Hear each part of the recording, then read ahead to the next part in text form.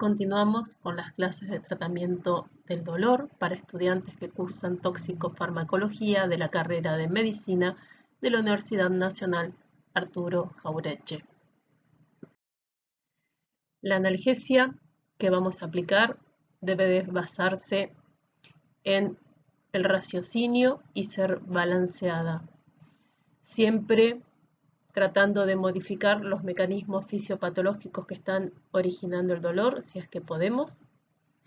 Es ideal combinar tratamientos farmacológicos con los tratamientos no farmacológicos, tanto en el dolor agudo como en el dolor crónico. Y es sumamente importante utilizar las dosis más bajas de los analgésicos, tratando de potenciar y realizar sinergismo entre diferentes analgésicos y lograr el mínimo de efectos adversos de cada uno de ellos. Si pensamos en la analgesia a nivel periférico, a nivel de la transducción, tenemos fármacos como los AINE, que inhiben la producción de prostaglandinas, que como ya se vio, están encargadas de producir hiperalgesia primaria y secundaria. Por otro lado, los glucocorticoides, si bien no son analgésicos, al disminuir la inflamación pueden reducir el dolor de manera indirecta. También podemos producir analgesia a nivel de la transmisión, a nivel de los nervios periféricos. Podemos utilizar anestésicos locales como lidocaína o bupivacaína, o incluso una sustancia irritante como la capsaicina, que es un derivado del ají picante chile. También a nivel de la transmisión, en el haz espinotalámico pueden actuar otros grupos farmacológicos, ya sean los opioides, por los mecanismos inhibitorios locales que se mencionó en la fisiología del dolor. En este lugar también se conoce que actúan algunos anticonvulsivantes por estimular la acción del ácido gamma aminobutírico, algunos antidepresivos por inhibir la recaptación de serotonina y de noradrenalina y de esa forma estimular la modulación del dolor, y el sistema cannabinoide que estimula la acción de los opioides. A nivel de la percepción podemos utilizar ya sea opioides como anestésicos generales o con algunos hipnóticos y los mismos cannabinoides. Todos estos nos sirven para utilizarlos solos, dado que solamente alteran la percepción del dolor, pero no modifican todo el sistema neurovegetativo que se produce en el paciente que siente dolor.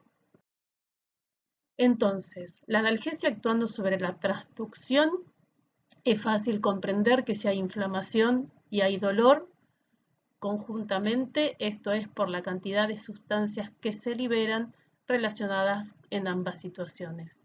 Aquí es donde ejercen su principal acción los AINE, que serán vistos en la próxima semana, por inhibir la producción de prostaglandinas, y también los glucocorticoides con un efecto indirecto por disminuir la inflamación. Al actuar sobre la transmisión, dijimos que los anestésicos locales bloquean la conducción nerviosa por inhibir la entrada de sodio a la terminal nerviosa e inhibir la despolarización. Esto es a nivel de los nervios periféricos. También a nivel de la transmisión en la médula, los opioides inhiben la transmisión y otros fármacos como antiepilépticos como la carbamazepina, la gabapentina y la pregabalina actuarían a este lugar, en este sitio. También actúan la conducción nerviosa, inhibiendo la transmisión y estimulando a las células off de la modulación. Y actuando a nivel de la percepción o de la conciencia del dolor, cualquier fármaco que deprima la conciencia va a evitar que se perciba. Sin embargo, tal como dijimos, toda la respuesta autonómica no va a ser detenida y es por eso que un anestésico general debe ser utilizado en conjunto con algún analgésico que actúe en otro sitio. Los opioides también actúan en este lugar alterando la percepción del dolor. Tal como ya se mencionó, lo más importante en el tratamiento del dolor es a través de la modulación propia de la vía del dolor. La modulación puede ser no farmacológica, que está claramente demostrada su acción con una infinidad de procedimientos. Cualquier actividad que estimule la producción de endorfinas o de endocannabinoides y o de adrenalina y noradrenalina en este sistema van a activar las células off e inhibir las células on. Dentro de las estrategias tenemos muchísimas. Pueden ser ejercicios físicos de todo tipo, incluyendo kinesiología, actividades terapéuticas, reeducación postural, aquagym, yoga o lo que al paciente le guste hacer y disfrute. Pero está claro que el movimiento disminuye el dolor, al contrario de lo que piensan muchos pacientes.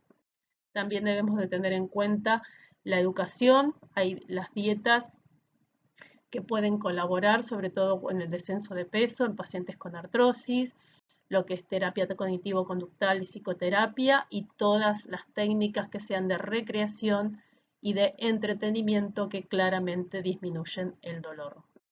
También están reconocidas medicinas alternativas como la ayurveda, la acupuntura y otras medicinas que colaboran en la modulación del dolor. Y las técnicas intervencionistas, ya sea en consultorio, intervenciones menores, o a nivel de quirófano, como ya son las cirugías, en los casos en los que no responden a todas las medidas anteriormente mencionadas. También es fundamental combinar con tratamiento farmacológico utilizando fármacos que estimulen esta vía descendente en la fisiología o fisiopatología del dolor. Entonces, la acción de los fármacos que vamos a estudiar se verá o estimularán la vía descendente, que como dijimos es centrífuga. Sobre la modulación actúan los opioides, que son los más importantes de este sistema inhibitorio porque imitan a la acción de las endorfinas. También actúan de forma bastante importante los antidepresivos, ya sea los antidepresivos tricíclicos, como los inhibidores selectivos de la recaptación de serotonina, ambos por estimular el sistema inhibitorio. Los cannabinoides actuarían estimulando, facilitando a la acción de las endorfinas o de los opioides si se usan en conjunto. Y los anestésicos locales disminuyen las aferencias nociceptivas, disminuyendo la sensibilización. En una época en la que no había acceso a analgésicos en algunos países a nivel mundial, la Organización Mundial de la Salud definió los 3 primeros escalones del tratamiento del dolor, sobre todo en pacientes oncológicos, para asegurar de que por lo menos la analgesia básica iba a estar disponible en cualquier lugar del mundo. Esto se creó alrededor del año 1984 y fue publicado en el 86 y repetimos que se realizó para pacientes con dolor oncológico. También se sugería que en el dolor agudo, en el postquirúrgico o en el traumático, la escalera se realice en forma descendente. Cada escalón, los 3 primeros, el 4.º escalón se agregó posteriormente, está modificada esta escalera. Cada escalón corresponde a un nivel de severidad de dolor. El primer escalón corresponde a aquellos pacientes que puntúan entre 0 y 3 de la escala visual analógica del dolor, que es para dolores leves. el segundo escalón para dolores moderados, entre 4 y 7, y el tercer escalón para pacientes que puntúan por encima de 7. Hoy en día, esta escalera no se respeta tanto, salvo sí para los dolores crónicos malignos, en donde claramente el dolor va a ir en aumento. Pero muchos insisten en que no es tan importante respetar el escalón de inicio al final, sino que lo más importante es evaluar las características del dolor y la intensidad del dolor del paciente. Si el paciente desde un inicio tiene puntuaciones que están entre 4 y 7, claramente se saltea el escalón 1 y se debería comenzar con el escalón 2 de analgesia. Vale destacar que para el primer escalón de analgesia solamente se contemplan los AINES y similares como el paracetamol con o sin coadyuvantes dependiendo del tipo de dolor. En los escalones 2 y 3 es en donde preponderan los opioides. Para el escalón 2, los que se denominan opioides débiles, pueden estar asociados o no con AINES y paracetamol y asociados o no con otros ayudantes del tratamiento del dolor. En el tercer escalón se plantean opioides fuertes o potentes, también asociados o no con AINES, paracetamol y otros coadyuvantes. Para hablar de los opioides, opiáceos, es importante reconocer que hasta el momento se habla de unas 5 familias de opioides endógenos que actúan sobre los diferentes receptores. Por un lado tenemos a las encefalinas, como son la leucina encefalina y la metionina encefalina. Por otro lado, las beta-endorfinas. Por otro lado, las dinorfinas. Por otro lado, las endorfinas tipo 1 y tipo 2. Y por otro lado, la nociceptina u orfanina y la nocistatina, que son péptidos que no se conoce muy bien sobre qué tipos de receptores actúan, aunque para algunos se han descrito algunos tipos de receptores muy específicos. Lo cierto es que los fármacos y las endorfinas, los opioides endógenos y los opioides exógenos, actúan sobre algunos de los receptores mejor descritos, como son los MOR, antiguamente denominados mu, los COR, antiguamente denominados kappa, y los DOR, antiguamente denominados delta. Todos los receptores de los fármacos opioides actúan a través de receptores o son receptores unidos a proteínas G inhibitorias.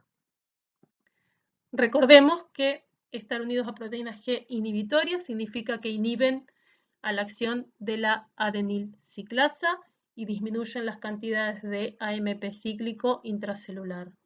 También aumentan el flujo de salida de potasio y disminuyen el ingreso de calcio a las neuronas. Los receptores MOR son los que tienen propiedades analgésicas mayores, aunque los COR también participan en analgesia, sobre todo a nivel medular. Mientras que los DOR aparentemente son receptores que actúan más a nivel periférico. Tal como dijimos, los opioides son fármacos utilizados para el segundo y tercer escalón analgésico. Se denomina opiáceo a los alcaloides presentes en el opio y opioide a cualquier agente que se una a los receptores opioides.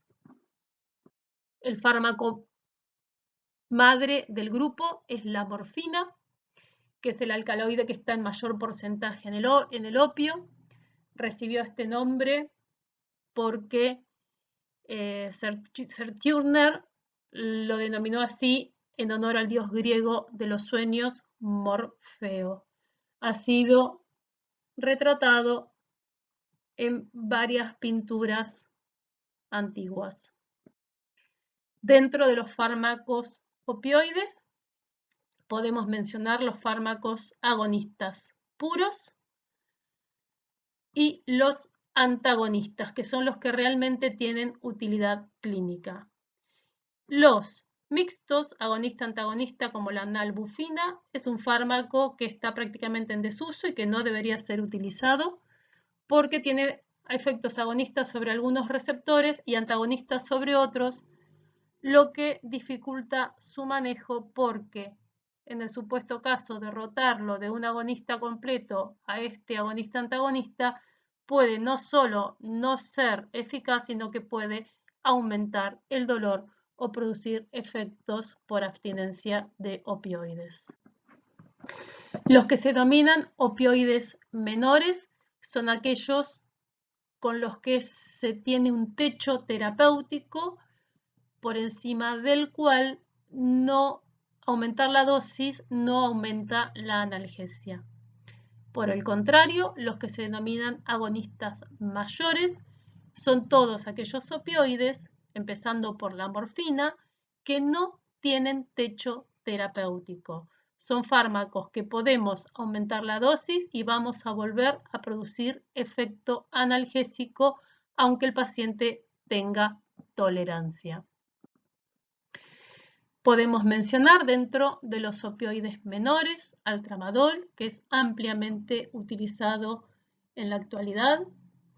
Es un opioide que se considera atípico o dual porque además de actuar sobre los receptores opioides, tiene cierto efecto de inhibición de la recaptación de serotonina y noradrenalina, por lo que también tendría efectos antidepresivos o ansiolíticos.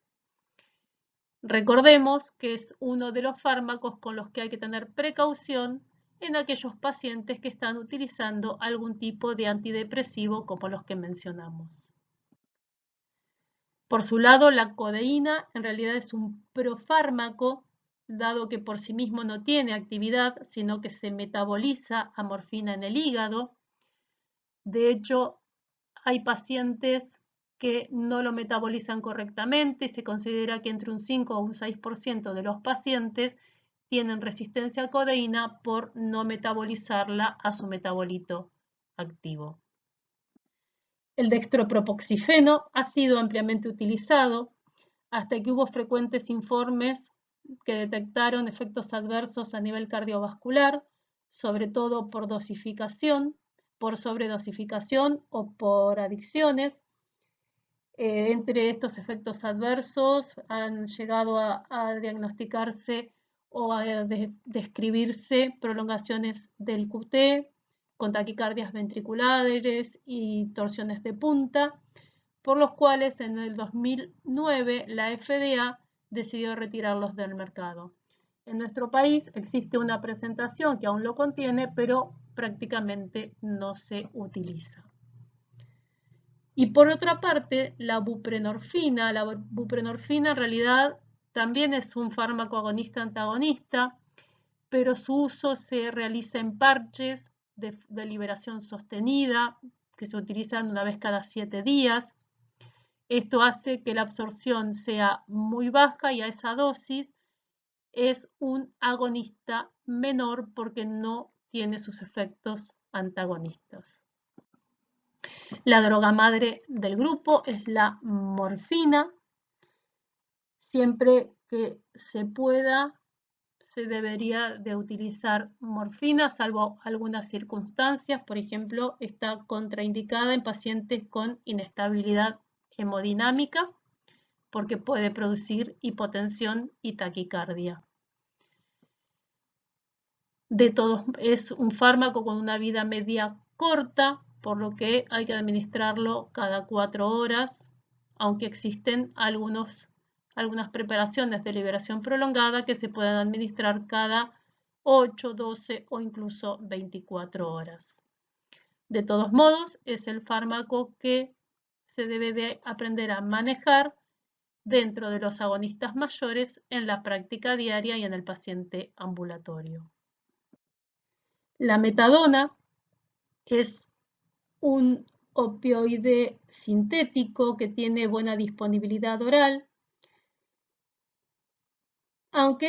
y es un opioide con mucha potencia, aunque tiene una gran variabilidad en los efectos, porque tiende a acumularse y no es tan predecible su efecto analgésico y sus efectos adversos. De hecho, muchos pacientes, cuando están utilizando metadona, con el tiempo deben de empezar a descender la dosis por acumulación del fármaco. Además, también es un opioide atípico porque tiene actividad bloqueando receptores de NMDA y tiene un mínimo efecto sobre la recaptación de serotonina. La oxicodona es uno de los opioides más utilizados de forma crónica en pacientes con dolores crónicos no benignos. Tiene una biodisponibilidad muy buena, de más del 80%, y tiene un metabolismo hepático con un metabolito inactivo. Lo que tiene de cómodo es que se administra cada 8 o 12 horas y es tan potente como la morfina. Entonces, si no existe morfina de liberación prolongada, la oxicodona es una alternativa. Por su lado, el fentanilo es muy liposoluble, por lo que además de sus presentaciones endovenosas también vienen parches y de administración sublingual. Es un opioide que no produce inestabilidad hemodinámica, por eso es el de elección en pacientes politraumatizados o muy hipotensos, pero tanto el fentanilo como sus congéneres, remifentanilo, el uso intravenoso en la urgencia debe ser mediado por el especialista porque en la dosis administrada en forma endovenosa puede llegar a producir depresión respiratoria. Por otro lado, tenemos a los antagonistas, naloxona y naltrexona, que sirven para rescate y tratamiento de la intoxicación por opioides.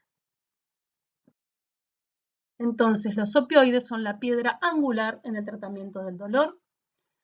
Originan las respuestas inhibitorias a los estímulos dolorosos, estimulando la modulación de la vía del dolor. Las endorfinas también regulan funciones a nivel del sistema gastrointestinal y endocrino, por lo que los opioides exógenos también van a tener efectos en estos sitios.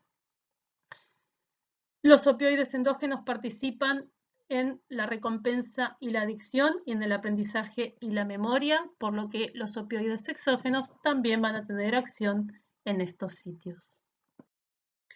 Entonces, el principal uso de los opioides es en el dolor agudo y crónico de intensidad moderada o severa, diferentes tipos de dolor, pero también pueden tener utilidad en algunas otras situaciones, como por ejemplo en el tratamiento de la tos irritativa no infecciosa, porque inhiben el centro de la tos, deprimiendo el reflejo tusígeno, y esto es muy útil en pacientes que tienen algún tumor o alguna lesión neurológica con tos irritativa. Nunca se deben utilizar opioides en las toses productivas y en las infecciones de vías aéreas respiratorias, ni virales ni bacterianas. Recordemos que el reflejo tusígeno en esas situaciones colabora para eliminar el germen. Sí, se pueden utilizar los opioides en las toses irritativas no infecciosas. También se pueden utilizar para edema agudo de pulmón o para infarto agudo de miocardio, dado que producen descenso de la tensión arterial por vasodilatación, y incluso la morfina en el infarto agudo de miocardio reduce el consumo de oxígeno y reduce la presión diastólica final del ventrículo izquierdo y el trabajo cardíaco. También pueden ser utilizados en las diarreas no infecciosas, tal como explicamos con la tos. En las diarreas no infecciosas pueden ser utilizados porque disminuyen el tránsito intestinal y producen continencia del esfínter anal. Esto puede ser útil en pacientes que tengan alguna neuropatía o alguna alteración neurológica del sistema digestivo, más precisamente del colon. Insistimos que no deben ser utilizados en las diarreas infecciosas. Las diarreas que se producen durante una infección, ya sea viral o bacteriana, tienen la intención de eliminar el germen de nuestro organismo. No así las diarreas que no cumplen ninguna función, como son las diarreas irritativas. Y por otro lado, también sirven para las anestesias o como ayudantes en las anestesias, ya sea para disminuir el dolor, ya sea pre y postquirúrgico, y como colaborador y ayudantes de la anestesia para controlar su sistema cardiovascular. Para la analgesia, identificando los dolores dependiendo de su fisiopatología, recordemos que tenemos el dolor nociceptivo y el neuropático, que son dos espectros muy diferentes de los tipos de dolor. Los opioides son muy útiles para los dolores somáticos y viscerales, o sea, para el dolor nociceptivo, que tienen una muy buena respuesta a los opioides. No así los dolores neuropáticos. Y los dolores mixtos y disfuncionales, como los síndromes de sensibilización central, tienen una respuesta menor y depende del paciente y del tipo de situación particular en cada paciente. En estos dolores mixtos y disfuncionales, el tramadol sí tiene alguna utilidad, lo mismo que en el dolor neuropático, justamente por ser un opioide no puro, sino que es atípico, estimulando o inhibiendo, mejor dicho, la recaptación de noradrenalina y de adrenalina, involucrando entonces otros mecanismos y otros neurotransmisores del sistema nervioso. Cabe destacar que para los dolores neuropáticos son mucho más útiles los antiepilépticos y los antidepresivos. Lo mismo que para los dolores disfuncionales. Entonces, la analgesia por opioides se debe principalmente a su acción sobre los receptores MOR y en menor medida sobre los COR. Alteran tanto la nocicepción del dolor y la respuesta afectiva, mejorándola. Recordemos que los dolores somáticos y viscerales tienen muy buena respuesta, no así el dolor neuropático, y debemos de tener en cuenta que a dosis terapéuticas puede haber sedación y somnolencia y rara vez euforia. Dentro de los efectos adversos, vamos a mencionar a la depresión respiratoria, que es el efecto adverso más temido y que tiene peor fama, pero debemos de saber que la depresión respiratoria es rarísimo que se presente con la administración de los fármacos opioides por vía oral. Sí es responsable de la mayoría de las muertes por sobredosis en intentos de suicidios o en el uso recreativo.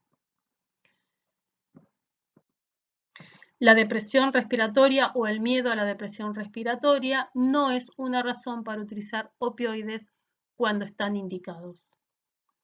También pueden producir convulsiones que se presentan también con dosis extremadamente altas y son rarísimas de verse cuando se administran por vía oral.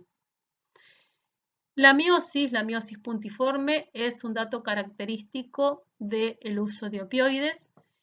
De hecho, cuando un paciente llega inconsciente a una guardia o lo encontramos inconsciente en la vía pública, si vemos que tiene miosis, lo más probable es que sea por intoxicación con opioides y nos orienta a realizar el tratamiento adecuado. La miosis es un efecto adverso que sí aparece con la utilización por vía oral, aunque no en gran medida, pero es un efecto adverso para el que no se ejerce tolerancia, por lo que probablemente un paciente que recibe opioides por un tiempo prolongado pueda llegar a quejarse de que no ve bien o que ve menos que antes. A nivel digestivo, las náuseas y los vómitos, sobre todo al inicio del tratamiento, son extremadamente frecuentes, razón por la cual obligan a utilizar un antiemético los primeros días de indicación de un opioide para aumentar la adherencia al tratamiento. Luego de unos días de uso, las náuseas y los vómitos generan tolerancia y desaparecen. Otro efecto a nivel del aparato digestivo es la constipación, que es un efecto característico y bastante frecuente, pero depende un poco más de los pacientes. Hay pacientes que desarrollan constipación y hay pacientes que no la desarrollan. El paciente que desarrolla constipación la va a seguir padeciendo porque es otro efecto adverso para el que no se forma o no se genera tolerancia. De hecho, este efecto de producir constipación es lo que le da la utilidad clínica en las diarreas no infecciosas. Para ello existen la loperamida y el difenoxilato que se absorben muy poco a nivel sistémico y no pasan al sistema nervioso central, por lo que hay pocos efectos adversos generales y tienen buena eficacia antidiarreica. También pueden ocurrir hipotensión arterial y taquicardia. Por eso, sobre todo con la morfina, por eso es que la morfina está contraindicada en los traumatismos con inestabilidad hemodinámica, mientras que el fentanilo no la produce y sí se puede utilizar. Otro efecto adverso frecuente es la sedación y la somnolencia, sobre todo al inicio del tratamiento, y desaparece con la continuación del uso. Dentro de los efectos adversos podemos considerar a la dependencia o a la adicción como un efecto adverso que está directamente relacionado con la tolerancia que se generan a los efectos de estos fármacos. Esta tolerancia y esta dependencia, además de la adicción, pueden provocar un síndrome de retirada cuando se retiran bruscamente, por lo que cada vez que se va a discontinuar un opioide se debe hacer de manera gradual y en periodos bastante prolongados. Más allá de esto, los pacientes adictos a otras sustancias son pacientes que pueden llegar a tener mayor posibilidades de adicción a los opioides, por los que en estos casos hay que evaluar muy bien la utilidad o la necesidad de utilizar estos fármacos. Otros efectos adversos que se pueden producir con menor frecuencia son la retención urinaria, que puede en pacientes añosos, que a veces obliga a la colocación de una sonda. Esto es porque a nivel renal, el efecto que se produce sobre los receptores MOR producen la retención urinaria. Este efecto es más evidente cuando se utilizan opioides por vías peridurales o subaracnoideas. O sea que en general se ven en pacientes postquirúrgicos. El prurito es otro efecto adverso común que se puede observar cuando se administran opioides por vía endovenosa y depende ya sea de la vía endovenosa y del opioide utilizado. Se postulan dos mecanismos para que produzcan esto, que es la liberación de histamina posterior a la administración y otro mecanismo mediado por los receptores MOR, que parecería ser el más importante hasta el momento identificado. La hiperalgesia es un efecto adverso descrito que cobra importancia, pero en realidad no está muy claro de qué es lo que sucede. Y parece ser que en algunos pacientes con el uso crónico aumenta el dolor al utilizar opioides y al retirar los opioides reduce el dolor.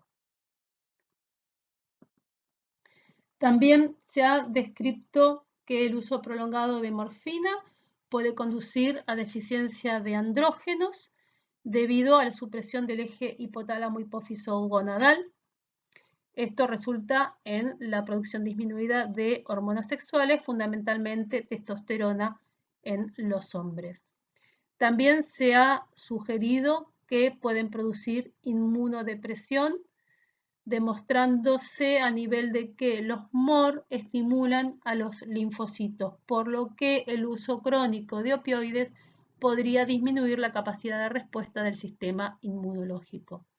Y otro efecto adverso, también raro que se ha descrito, es lo que se denomina neurotoxicidad con el uso crónico de opioides por acumulación de metabolitos. Esto produce una serie de reacciones con hiperestimulación y algunos otros síntomas neurológicos.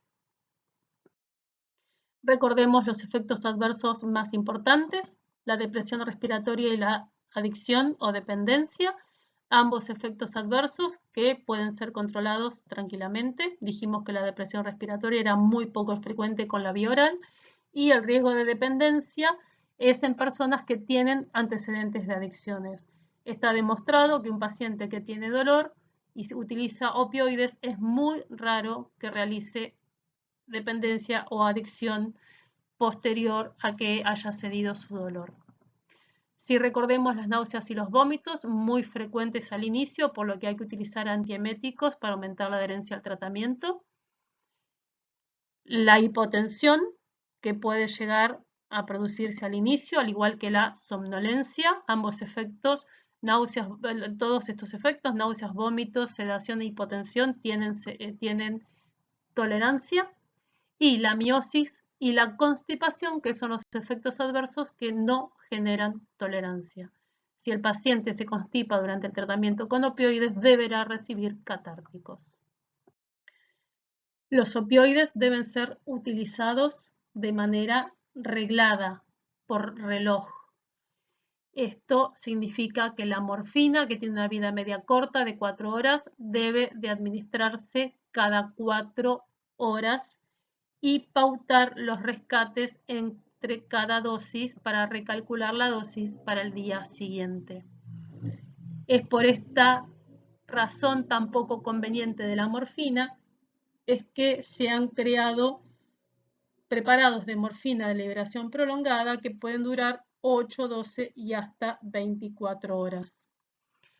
Siempre que un opioide se puede utilizar por vía oral es preferente, sobre todo en pacientes con dolor crónico, aunque se pueden utilizar casi cualquier vía. No todos los opioides se pueden utilizar por todas las vías, pero pueden ser administrados casi por cualquier vía, ya sea intravenosa, subcutánea, intramuscular, transdérmica, transmucosa, incluso intratecal, peridural. Un dato importante a recordar siempre es que la morfina tiene una biodisponibilidad oral muy baja, de entre el 20 y el 40%, razón por la cual al rotar la vía de la vía oral a la intravenosa, de la intravenosa a la vía oral, debemos obligatoriamente recalcular la dosis. La mayoría de los opioides tienen metabolismo hepático amplio con eliminación renal, por lo que la dosis de mantenimiento pocas veces debe de ser recalculada, salvo que tenga alguna insuficiencia renal. Por supuesto que las interacciones más importantes son con cualquier otro depresor del sistema nervioso central, como son los neurolépticos o antipsicóticos, los inhibidores de la monoaminoxidasa, que son fármacos muy pobremente utilizados, pero hay que tener mucho recaudo junto con la utilización de benzodiazepinas porque se pueden potenciar sus efectos sedantes y depresores. De hecho, la FDA de Estados Unidos obligó a colocar un cartel de advertencia del riesgo de utilizar benzodiazepinas asociados a opioides. Como pauta general, cuando se empieza a utilizar un opioide, se debe utilizar con dosis bajas y aumentarlas de a poco. Siempre al inicio utilizarlos de vida media más corta, como la morfina, salvo que el dolor sea leve o moderado, que se puede utilizar tramadol o algún opioide menor, que tiene una vida media de unas 6 a 8 horas. Y sobre todo es conveniente con opioides vida media corta para poder titular y alcanzar la dosis diaria total y volver a calcular las dosis para el día siguiente.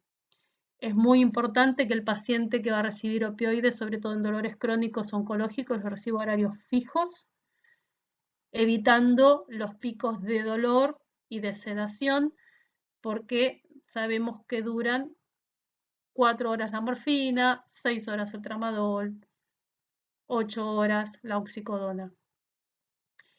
Siempre hay que tener pautados además los rescates, como decíamos, entre dosis en el supuesto caso de que no haya sido suficiente la dosis administrada. Al inicio es conveniente utilizar antieméticos y debemos de valorar si vamos a indicar catárticos desde el inicio o si el paciente presenta constipación. Hay que estar siempre comunicados con un paciente que utiliza opioide, aunque sea un opioide menor, para poder indicarlo e instruirle sobre lo que le puede suceder o para poder realizar algún tipo de rescate en el caso de que tenga dolor o para suspender la medicación si tiene muchos efectos adversos. Debemos de tener presente que como los opioides no son todos exactamente iguales, si el paciente no responde a uno al inicio, podemos cambiarlo por otro porque la tolerancia cruzada es incompleta. Algunos pacientes tienen mayor eficacia con algunos opioides y menos efectos adversos y otros pacientes con otros. Y luego de un tiempo de uso, el retiro del opioide siempre debe ser progresivo y muy lento, llevando varios días. Para terminar de hablar de opioides, vamos a mencionar a las antagonistas, la naloxona y la naltrexona, cuyos usos son el tratamiento de la sobredosis intencional o accidental por opioides, para revertir los efectos de los opioides y para disminuir los efectos adversos de los opioides. La naltrexona, que en general se utiliza por vía oral, viene en presentación de vía oral, se puede utilizar para las abstinencias de alcohol y para la deshabituación opiácea. Obviamente que la administración de naltrexona para el tratamiento de adicción a opioides o alcohol debe de ser paulatino y con el control estricto de un profesional. Hay algunos preparados de naltrexona que vienen asociados a bupropión para el tratamiento de obesidad mórbida. Por su lado, la naloxona es la que más se utiliza para contrarrestar los efectos adversos o la sobredosis iatrogénica de morfina o de algún otro opioide. Se puede utilizar por vía intravenosa en el caso de una intoxicación severa. También se puede utilizar por vía subcutánea o intramuscular. Siempre tener en cuenta que la naloxona tiene una vida media de 4 horas, así que si se va a estar contrarrestando a un opioide y una vida media más prolongada, hay que administrar la naloxona más frecuentemente que lo que se administraba el opioide. Existe una presentación de naloxona junto con oxicodona con la intención de producir los efectos analgésicos de la oxicodona y con la naloxona a las dosis que se administra disminuyen algunos efectos adversos como la constipación. Y como efectos adversos podemos destacar que la naltrexona ha sido relacionada con algunos casos de hepatotoxicidad, por lo que se recomienda monitorear la función hepática en los pacientes que están en tratamiento de adicciones o en deshabituación del hábito alcohólico. Los invitamos ahora a continuar viendo los fármacos coadyuvantes en el tratamiento del dolor.